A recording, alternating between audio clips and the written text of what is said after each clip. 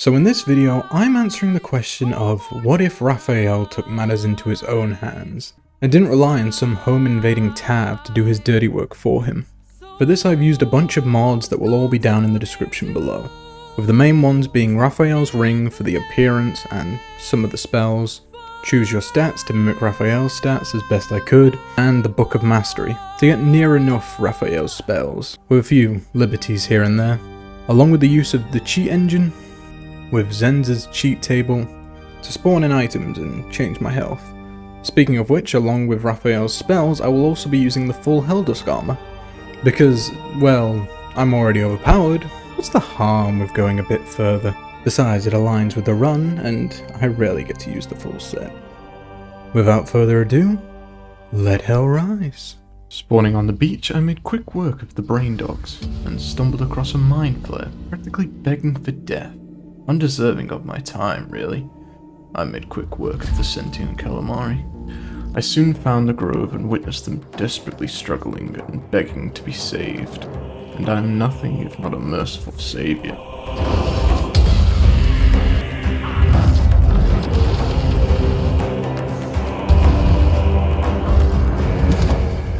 The goblin attackers didn't last long.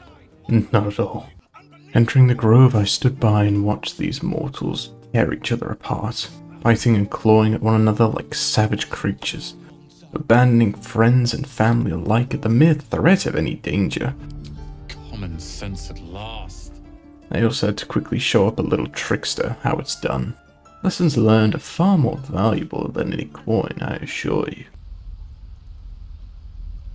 But enough toying around. I really should get down to business with someone who's actually worth my time.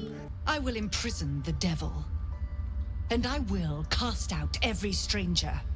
The druid leaders did put on a swell show, having a young tiefling tragically struck down so soon, and even giving me the pleasure of informing the parents of their loss. Truly a bloody good show indeed. Can't wait to see where that story goes. But on to business. They ask I deal with their tiefling problem. Normally I wouldn't waste my time on some hopeless refugees, but they are tieflings after all. So who knows, maybe Zarya will one day be in need of some lost souls.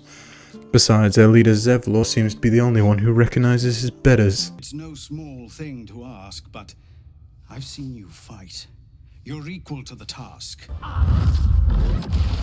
Asking me to clear out the goblin leaders. I can't quite explain it, but I could tell Zevlor could be a useful asset in the future, so I took him up on his deal. And besides, who can pass up on an opportunity of some justified slaughter? After all, that's my second favourite kind of slaughtering.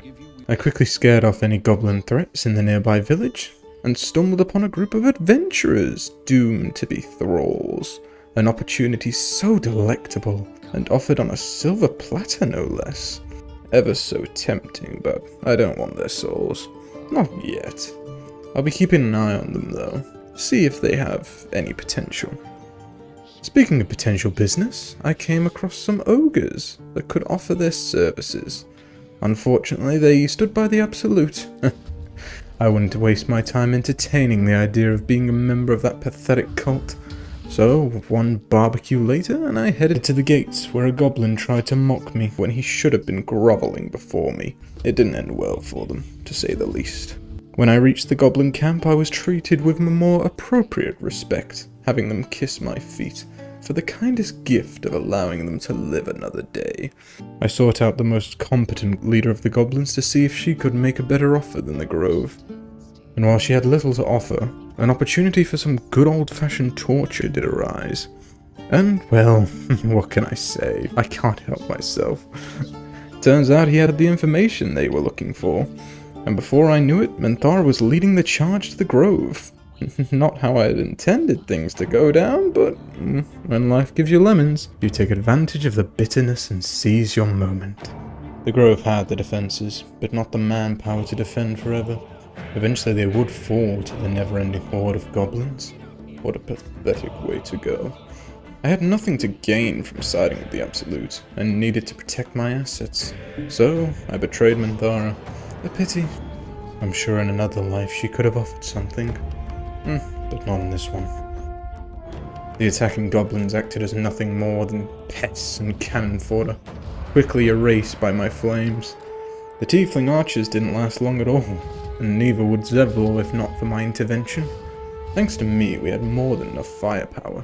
While I could easily survive the bombardments, it was clear Zevlor wouldn't. So I summoned a Cambion ally. I thought he may offer more firepower, but really he only acted as another body to be riddled with arrows. Minthara, unsurprisingly, was the closest thing to being anything of a threat. But once she drew my attention, she didn't survive long against my scorching rays.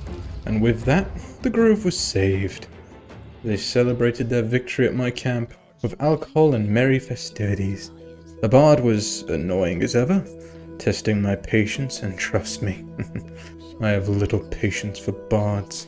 It wasn't all bad though. I got to enjoy the conclusion to The Widowed Parents. Poison, been a classic since mortals discovered it. And with that, I was free to move on to the second act. But I felt like tying up a loose end. So the next day, I visited the goblin camp. My kindness towards them had ran out. While it was unnecessary to finish off the other goblins and their leaders, it was fun seeing them try, as if they ever stood a chance.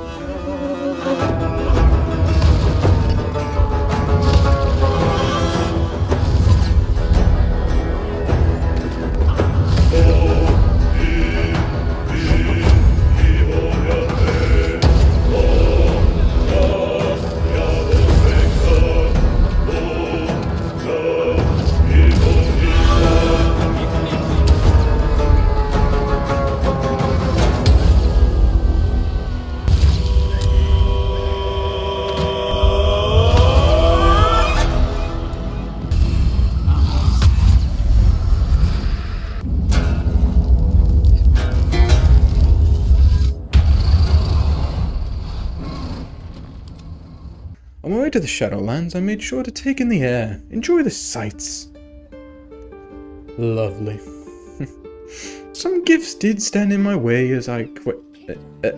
What? You stay put and keep your lips sealed.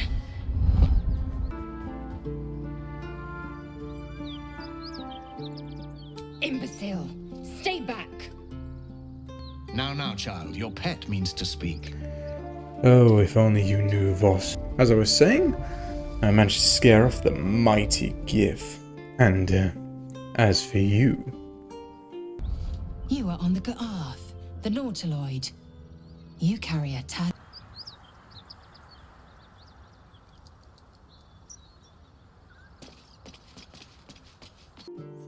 Not much happened on my way through the mountain pass. I ran into the bard again, and, well, I did warn her. Made a quick deal with an old hag. Seems she wanted a Gif egg. I couldn't care less for the reason. I was still a little annoyed by the previous Gif encounter, so any excuse is more than enough. I was in no mood to be civil. Even after making my intentions clear, the great Gif army didn't do much to try and stop me. They were practically asking their eggs to be stolen. They didn't make much effort for a defense, and the custodian was having issues with his own traps, which I found rather entertaining. With the egg in hand, I returned to the hag to complete our arrangement. What news of our little project? Have you found the egg?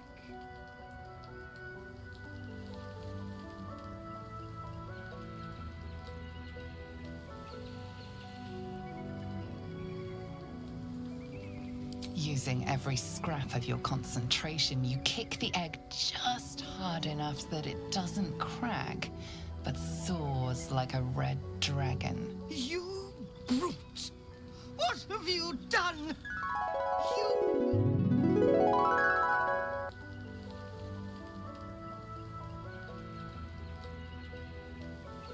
Fortuitous indeed! You shall be rewarded immediately. A pleasure to do business with you. Oh, so close. So close to that magic number. On my way to the Shadowlands, I run into the usual ghoul encounter, but I failed to realize my error at the time. I had left my HP at 99. Now's a good time to probably explain that I'm using a cheat engine to set my health to 666. But it resets every time I load a save, which can be useful, but not in a run like this. So every now and again I might slip up and forget to change my health, but for the most part it remains the devil's number. Besides my mistake, the ghouls did also show a looming issue in a solo run like this, getting stun locked to hell. They couldn't deal that much damage, so it wasn't much of an issue here, but a lot of enemies have the opportunity to stun me. I'm sure it won't be an issue down the road. Entering Act 2, I was greeted by a familiar face. I guess.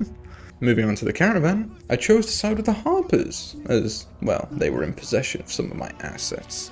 During the fight, the spider absolutely destroyed all the Harpers, but to be honest, I was far too distracted by this orc's profile picture compared to his actual model.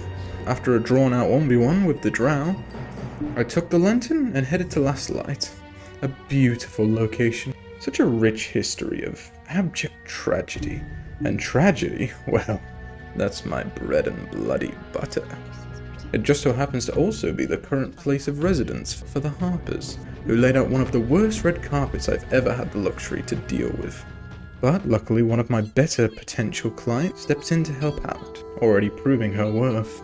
So I seized the opportunity to try and sweeten our little deal over a game of Lansboard. She refused, for now, but it's inevitable, given her unconditional freedom to choose the only option she has left. Moving on from the Harpers, I caught word some of my assets had gotten themselves captured by the cultists. Hopeless souls, always in need of saving from their own mistakes. I set off to Moonrise, and while most of the trip was rather uneventful, I ran into an ambush of measles who cursed silence upon me. While I was far from helpless, with my necrotic gloves and 18 strength bare fists, they did highlight my biggest issue of repeatedly getting stun locked. But after that little menage a trois, I made it to Moonrise with little issue. Though I did have a nice little chat with Carilla on the way there. Tread carefully. You are still necessary. By the time I'd gotten to Moonrise Tower, I had quite enough of the pixie complaining, so I silenced her whining mouth for good. She's far less annoying now. I received the usual introduction from Ketheric and his parlor tricks of false immortality, though Zariel did put up a good attempt to outdo Ketheric with her teleporting trick. With the magic show over, I moved on to business once more. Where else than down in the dungeons and dragons? I checked up on my assets, and well, there really wasn't much left of them, but a man with a penny is richer than a man with nothing, I suppose. Which means it's time for a little prison break. While it should have been rather quick and easy, I did run into a little issue with the scrying eyes. With them being completely immune to most of my damage, it took a lot longer than usual to deal with them. I feel like they called far more backup than normal, and as such I had to fend off waves upon waves of guards.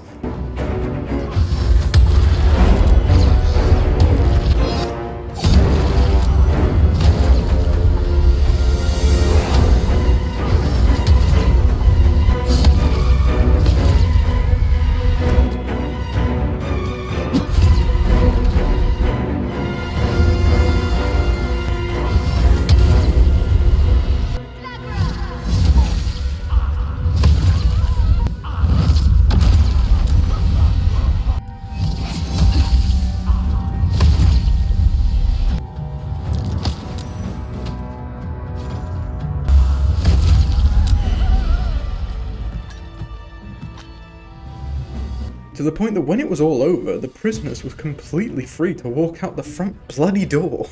With the longest prison break I've ever dealt with behind me, I moved on to the Temple of Shar. Though with an old contract tied to these ruins, I didn't have a chance at getting rid of Ketheric's immortality. Lucky for me that my favourite tadpole-ridden adventurers just so happened to be in the area, to snuff out my little big red problem. With a deal struck, it was my surprise to find his contract finished, and Yurgir's soul free to go, after centuries bound to my service. Such a loyal, obedient soul, I couldn't bear to part with him so soon, which is why I won't have to after all. Nowhere in the contract did it stipulate that he could subcontract the last kill to the first adventuring party that came trotting along. In short, he had breached our contract. Oh dear. Lucky for him that I'm willing to renegotiate a new deal. With Clifford the Big Red Devil out of my way, I was free once more to roam the Temple of Shar and complete her dainty little puzzles. All in all, they were nothing special. I crouched through her stealth puzzle, with the occasional flying to speed up the process. It could have been a pain if the copy had access to my mods, but alas, life isn't fair, and I'm plainly cheating. The invisible maze has always been the most tedious to me. I don't understand the rules of it. I understand the maps on the floor, and you've got to like memorize it and stuff, but then there's the pillars, and you can stand on them, but they're not checkpoints, and sometimes you jump to them or fly and they just kill you. I just don't get this room's rules, or specifically how to break them, I guess.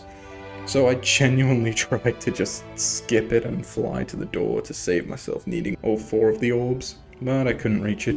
I know I'm just being impatient, but if I'm allowed to fly, I'm going to try and skip some stuff. If nothing else, to just simply see if I can. I'm already cheating the game after all. In the end, I just jumped and flew between the pillars. I really don't understand this room. But puzzles aside, I made it down to the verge of shadows and travelled to the Nightsong. Upon entering the abyss, I was reminded that Balthazar existed. And while I tried to fix it then and there, he simply said no. So I went to the bottom, tried to end him there, and this time he said yeah. And so I did. While it feels poetic for a devil such as myself to slay an angel, I saw value in her, for the foreseeable future at least, and thus I chose to spare her immortal life, for now. And not because, you know, I forgot to grab the spear early and simply didn't care to fight Balthazar again, no. Either way, she showed me her wings, I showed her mine were bigger and cooler of course, and we stormed Moonrise. While I was originally against the idea of letting the angel go, there was something far too poetic of having an angel attack the tower from the heavens above, while I, the devil, tear it apart from the hills below. With that said, I attacked the castle with the Harpers, though the fight was a little different than usual, as they were hardly putting up much of a defense, since most of the guards were slaughtered during the prison break. During the fight, a couple of the Harpers did seem to be having some sort of technical issue. I'll blame the mods for that. And Zarel gave it her all, but alas, the odds were not in her favour this day, especially when Quartermaster Tali joined the fight. I've never seen that happen before. And as such, Zarel quickly became the last enemy standing. And even though it was clear the battle was won, I couldn't help myself but steal the Harpers' victory from under their noses as I struck a flaming strike in the middle of them all. To say the least, the remaining Harpers weren't too happy with my strategy. But with the majority of Ketheric's personal army in shambles, I moved on up the tower straight to Ketheric, where for once, a devil offered a broken man an open hand and a chance to surrender. But tragically, it wasn't meant to be, as the angel was hell-bent, well, heaven-bent I suppose, on Ketheric's demise.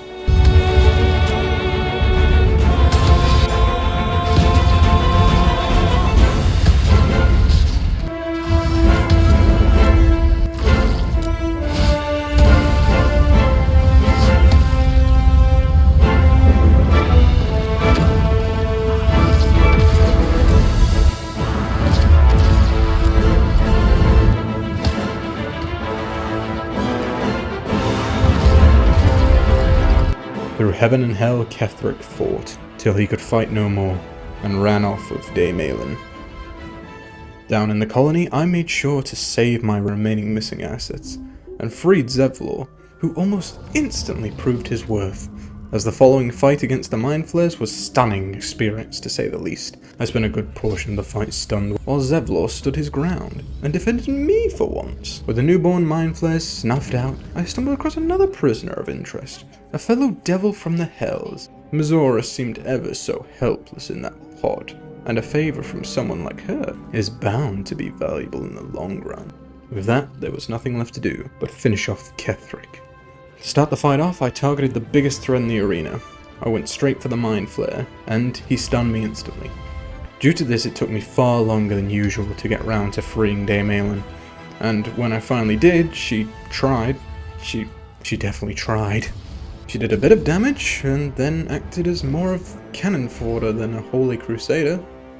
Ketheric wasn't much of a challenge in his already injured state, but Merkel, well, he was a different story.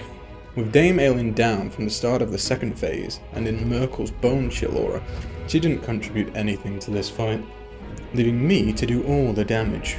And while I want to say it came down to a brutal fight of the gods, it felt more of a spamming contest. He attacked me with his death glare, I threw fireballs at him. He ate his soldiers to heal, I reacted with my hellish rebuke to chip away at him. Partway through the spams, I did try to save the Nightsong by knocking her out of the bone chill aura, but truth be told, even after she recovered, she just ended up the skeleton's punching bag instead. And then with one last fireball, the Lord of Bones was slayed, and I was free to move on to Act 3. It really is a beautifully peaceful place. Dead and hopeless, like a graveyard. Good place to rest for all of eternity. But rest isn't for me, as I'm abruptly awoken by the Githyanki invasion. I couldn't kill them as fast as they were spawning, so I tried to run through the portal. With a few hiccups, I managed to get into the prison. Once there, I spoke with the Emperor, and he was readable as a book. A silver tongue manipulator, taking advantage of fools dumb enough to fall for his lies. I despise him. If there's one thing a devil like me hates, it's liars. Despite choosing not to side with the Emperor, I was curious to see if after antagonizing him, if he would make the first move and attack me over the Gith. But he did, for the most part, still try to fight with me rather than against me. Besides a quick chain lightning, with all the Githyanki dead, the Emperor was glad to see the shock therapy had convinced me to trust him. For now. And I finally got to Rivington. There I was annoyed by a child's complaints. I also took the time to help a homeowner's disagreement. Cause sometimes it's not about the money, but doing what you love. Punching brats and threatening the homeless. Ran into a bit of trouble with the gate watchers, but if nothing else, it acted as a nice introduction of how much of an issue the steel watchers would pose. All in all, not too bad, just takes a while to chip away at them. While I was in the area, me and Corilla had a nice drink in the pub. She reminded me that some of my clients were in the area, so I went to go seal the deal with them, offering a perfect tool to help them save themselves and the city.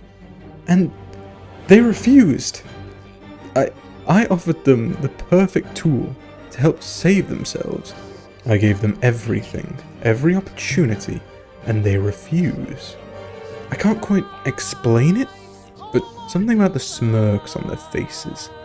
Or maybe it's the heist of Mephisto's vault committed by mere mortals that has me paranoid of late.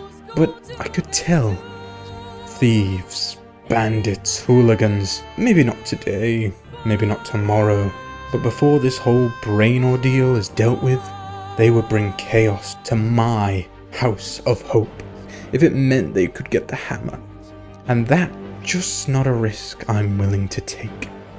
It reminds me of an old lullaby. The mouse smiled brightly. It had outfoxed the cat. Then down came the claw. And that, love, was that. They do know how to write them in Cormyr, don't they? On my way to Baldur's Gate 3, I was invited to be a guest at Gortash's ceremony. I always love seeing the people cheer and celebrate as liberty dies. I couldn't stay for the after party, unfortunately. Needed to go make a quick house call. While I was back home, I thought I might as well spend a bit of time relaxing and enjoying the lovely company, mocking hope, and then grab my hammer. Those adventurers won't be needing it anymore, after all. If these remaining dead two needed dealing with, I thought it only fair I dealt with Orin first. Leave Gortash thinking he's safe. Leave Gortash thinking I've forgotten my runaway soul. Down in their little murder tribunal, I killed their guards, which allowed me to be considered a possible member. And while I couldn't care less for joining their edgy cult, it's so rare you get an opportunity to beat a celestial being to death with your bare fists. With the elephant dead, I took a literal bloodbath and moved on to their trials. On the way there, Orin threatened me with a child, which was rather scary, but she promised to get rid of it before I arrived, so that's all good then. Starting their trials, I flew up to the gatekeeper, and he ran like a coward, and after his incantation failed to harm me, he ran and hid like a complete coward. I'd have expected one of Baal's chosen gatekeepers to defend his walls with honor, not to run away while covered in piss stains. But with the trials done, I entered his temple and challenged Orin. And believe me, she was a bloody challenge. The fight should have been easy. After all, I could outdamage her, and I had more than double her health. But, for God knows what reason, my flame spells were nothing to her. Most of them didn't hurt her, despite her having no fire resistance. The only spell that seemed to do any damage was Rays of Fire, with only about 3 shots actually landing with every cast. It wasn't much damage, but eventually she'd die, and nope, she heals, and far more than I could deal apparently. I tried many times, and I experimented with all my spells, all my summons, and I just couldn't hurt her. So in the end, I cheated. More than I already am. The gloves are the Hilltop Giants. They're in my home. I own them. I don't think it's too far-fetched to whip them out on an occasion like this. And with my newfound strength, well, you all know where this is going. I got as close as I could before triggering dialogue, and threw her off the cliff into the caverns below. Look, I don't plan on making a habit of cheesing fights this badly, but she was an obnoxious roadblock, and it's at least a feasible solution to what's in the realm of possible things Raphael would do. I mean, not really, but I feel like the actual Raphael's spells would destroy her, but mine can't seem to. So yeah, I guess I lost the run. Orin saved Baldur's Gate from the devil. I don't know how to feel about that. But we've gotten this far. Let's see how Raphael would have handled Gortash. Not hoping to give him any advantages like Orin, I want to get rid of his Steel Watcher army. So I headed over to the factory, watched a grand public execution, one of the better forms of entertainment if you ask me. I then hopped over the gate and melted any Steel Watcher that got in my way.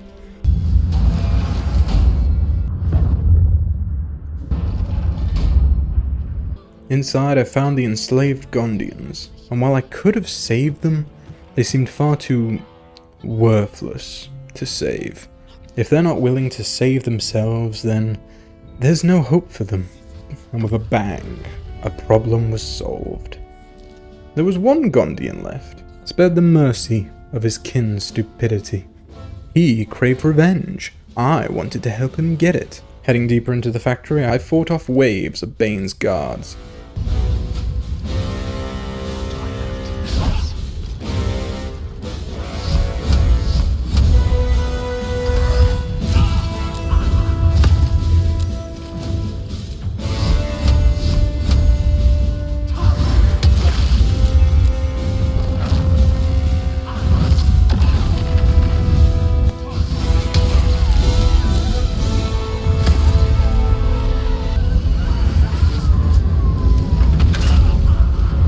None of which acted as much of a threat, though some did think to cast silence on me, and I can't deny, something about that spell in particular just traumatizes me, like a never-ending beating, unable to scream.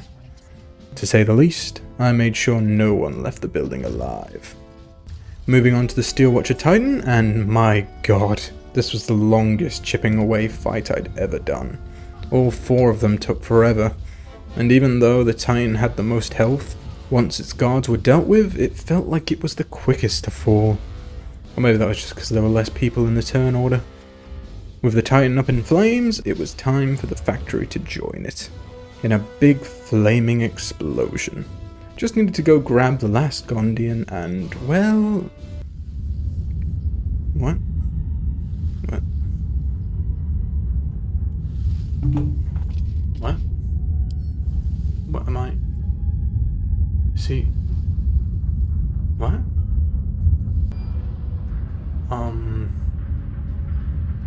Can I not?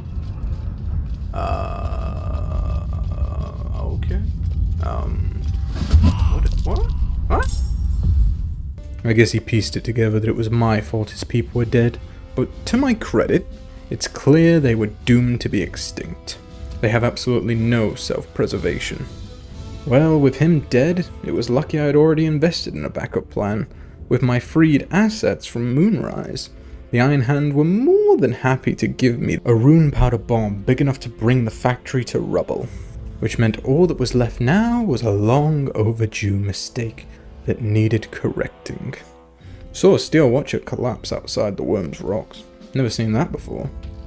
The underpaid flaming fists did nothing to slow down my attack, and the Bane followers probably wasted less time. They kept grouping together, making it easy to strike down the collateral. With that, I walked to my throne to be. I'm kidding, I wouldn't waste my time with this crime-ridden cesspool of a city.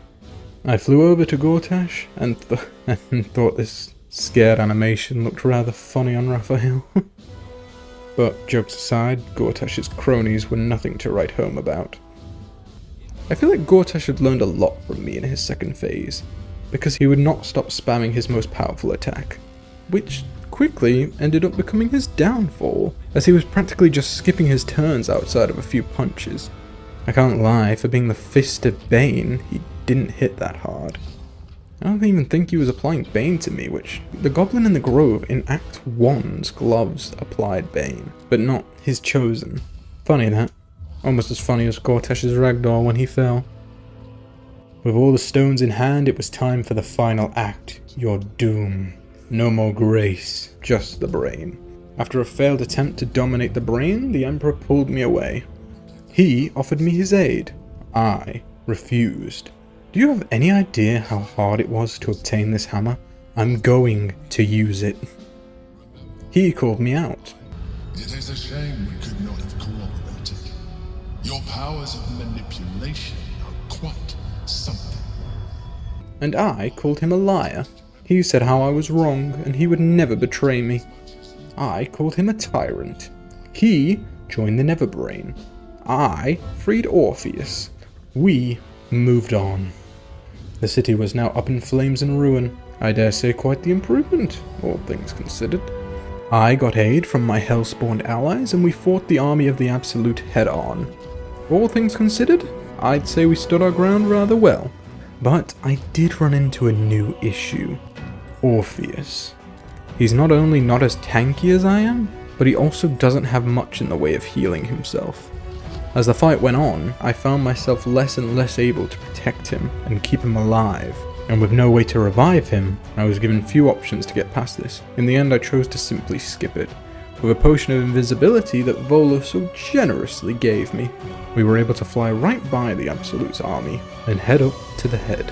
The brain offered a similar issue, but worse. There was little in the way of cover to even try and protect Orpheus. And after a few turns, the brain would summon more mind flares to stunlock me to oblivion. The first attempt went on for so long that most enemies were dying to the gunship's bombardment, because I sure couldn't do anything. The only good thing to come out of this attempt was that Raphael seemed to have had enough of the Emperor's shit, because he just laid into him for a solid minute.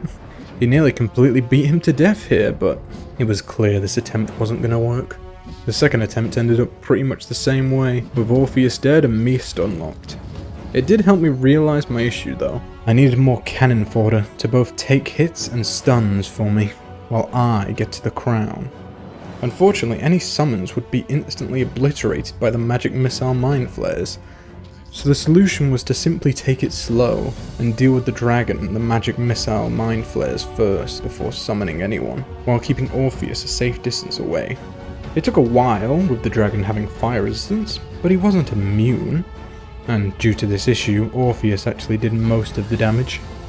But with it dead, there was only the annoying mind flares between me and the crown. So we went up the left side and summoned my allies, with Zevlor and his troops taking most of the hits. It allowed me to lay into the mind flares while Orpheus advanced. I also summoned Minthara, whose main contribution was giving Orpheus haste to help speed up this whole process. And a few turns later, the portal was open, and I and Orpheus were free to burn the brain with hellfire. And with what I assumed to be the opposite of a brain freeze being too much for the brain to bear, the brain surrendered. And I seized the opportunity to strike down Orpheus and take the power of the crown for myself, with the brains a livid army being a small bonus. With that, Baldur's Gate 3 falls, and the 9 hells await. I hope you enjoyed the video. I fully intend on making more videos like this in the future, so if this is the kind of content you enjoy, I hope you leave a like and consider subscribing. And with that, ta-ta for now.